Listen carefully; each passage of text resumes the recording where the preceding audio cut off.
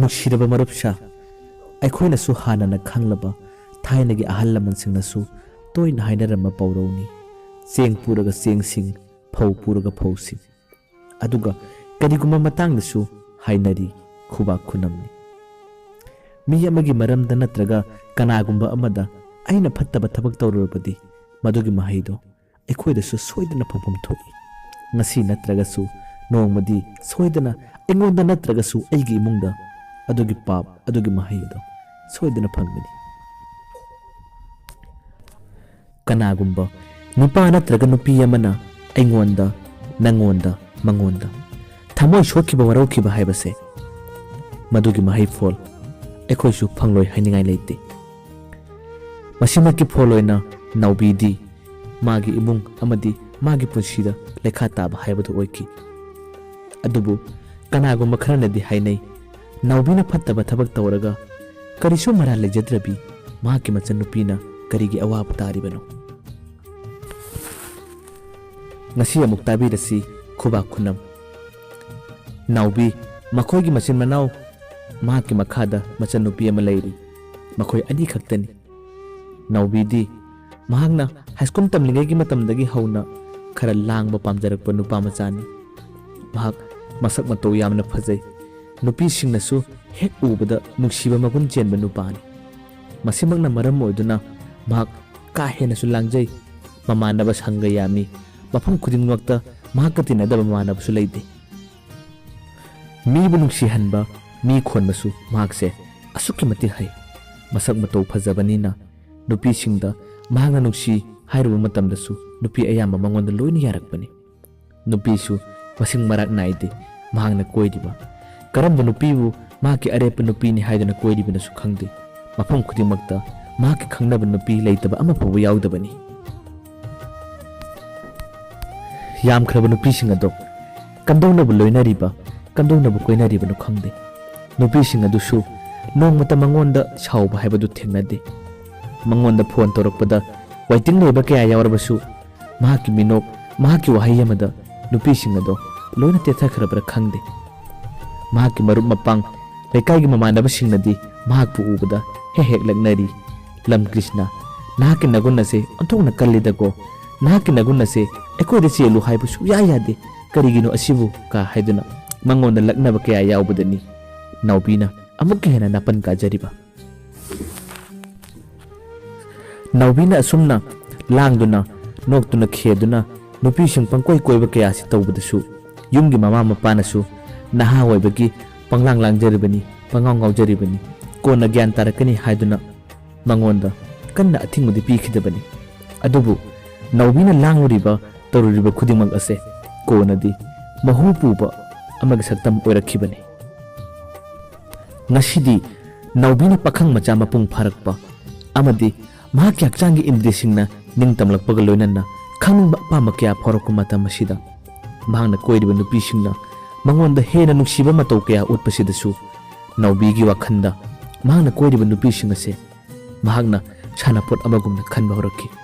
महाकी इंद्रियगी अपांबा अमसुंग महाकी अनिंगमा खुदिंग तौफमनि हादुना खनबा होरखि महांगना कोइरिबा नुपीसिंग अदुसु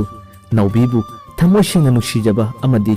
नाउबीदा लेजरनी खंजखिबा कया अदुना नाउबीना हाइबा मतमदा नाउबीबु असेंबा ईश्वरनी महाकी नुक्सिबनी खंदुना नाउबीदा थमोइ पीबा नुपी कया अमसु याउखि अदुबु नाउबीदी कोना फत्तबा सकलोल अमा ओइरकनी हाइबदी नुपीसिंगदना मतम अदुदा वखन पाक लेखिदबनी ngashidi नाउबीना महाना कोइदबा नुपीसिंग महाकी इंद्रियगी अनिंगमा अपामा फंगलबा मतुंगदा नुपीसिंग अदो महागना तमना तमना लापथोरकपा अमदी पाव फनदबा कया हौरखिबनी नुपीसिंग अदुना मंगोंदा फोन तौरकपा कया यावरकपदा महागना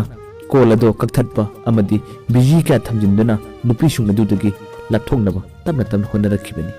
अदुगा नुपीसिंग अदुदगी लापथोकलबा मतुंगदना नौना अनौबा नुपी अमुकनी महागना खंगननबा कन्ना होनरकलिबा नाउबीना महागना कोइदिबा नुपीसिंग अदुगी इजतपु तेमसिंगनखिबा कया यावख्रबसु नुपीसिंग अदुना नाउबीगी मनाक्ता चलगा महाकी मयुमदा लैबा ngambagi pangal adudi makhoida khak yaukide karigi yaudriba makhoida kijaba पाखꯠचब अमदी Meena करी हाइखिगदगे हाइब वखलोन कया मखोय मसादा अकीबना पिक थनखिबना नुपीसिंग अदुना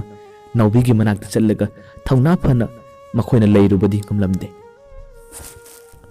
अशिगुंबा अवाबा नुंगाइतबा नौबीगी दमक चाखिबा कया से कना फुंदोक्तना कना सु खंगंदना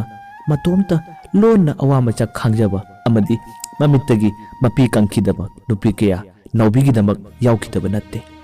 अदुबु नौबीदी नुपीसिंग अदुगी दमकता महांगना नोंगमता अवाबा हाइबदुदी याउखिदबनी हंदना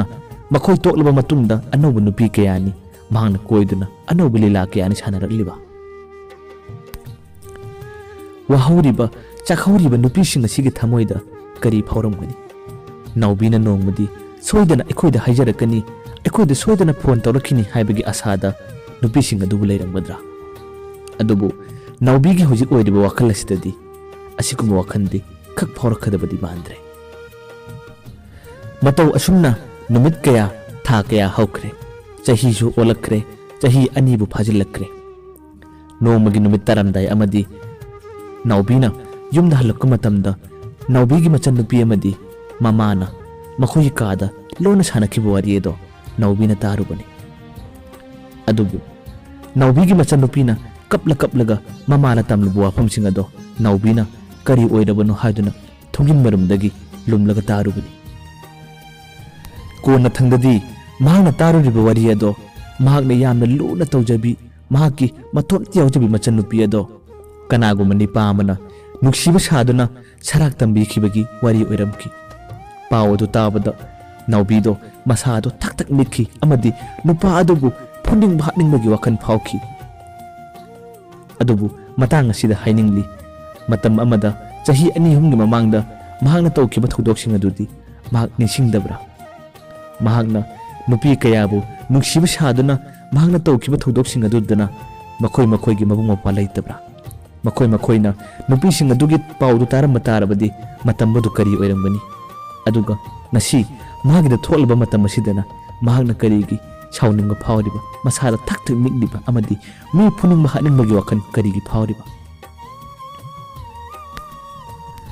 मतौ असुमना नौबीना ममांग थक्ता तौखिबा महाकी फजदबा लुजदबा लिचत कया अदुगी महई ओइना मदुगी पाप ओइना महांगना लूना तौजबी महाकी मतोम यावजबी मचन नुपी असिदा मदुगी महई फोन खुदिमक फंखि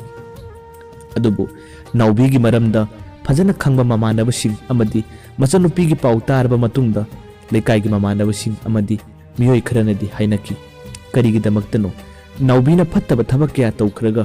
करिसु लै मरा लैजत्रबी मचन नुपी असिदा मदुगी पाप खुदिमक फंगनबीरिबा नौबीदा फंगलमलबदी अखोय अमुक हेना पेनगदबनी हाइदुना ममानब खरदी हाइनबा फाउ यावखि मसिनी खुबा खुनमगी महई फोन होजिकी मतमदा थौदोक अमा थोकपा हाइबसे अैगिदा नसी थोकपा तारबदी अैना फत्तबा अमा तौरुबा तारबदी मदो याम थुना महई फोन फंगी हाइबसे ngasiगी warisi takjabani maram aduna अखोइना अखोइगी इचल इचेसिंबु नुक्सिजबगुम अतोपा मीनसु मखोइ मखोइगी मचन मचेसिंग अदुबु यामना लुना खंजरमगनी मखोइगी दमक्ता नुंगाइतबा अमदी अवाबा पाउ कैदोनुंगदा मखोइ मखोइगी मबुंगसिंग अदुना नत्रगा मनाउ नुपासिंग अदुना तानिंगलमोय वारी असिददी नौबीना फत्तबा थबक मसिन खंगना तौकी अदुबु मसिगी माइ फोलोनदी माकी मचन नुपीद फंगली माकी मचन नुपीदी कनादसु करी काइखिबा लैते कनादसु लानखिबसु लैते नौबीनानी मफम खुदिमक्ता सोइखिबा मफम खुदिमक्ता लानखिबा अदुबु नौबीददी महै असिदी फंखिदे माकी मचन नुपीद फंगली कनागुंबा वरिसिबु ताबिरिबा खरनदी वहंगमना सोइदना हंगलक्पा याय करिगिदमक्तनो नौबीना फंगद्रगा मचन नुपीना फंगलिबा हाइदुना अदुबु वरिसिबु इबिरिबा मिसिनदी खुमनिंगली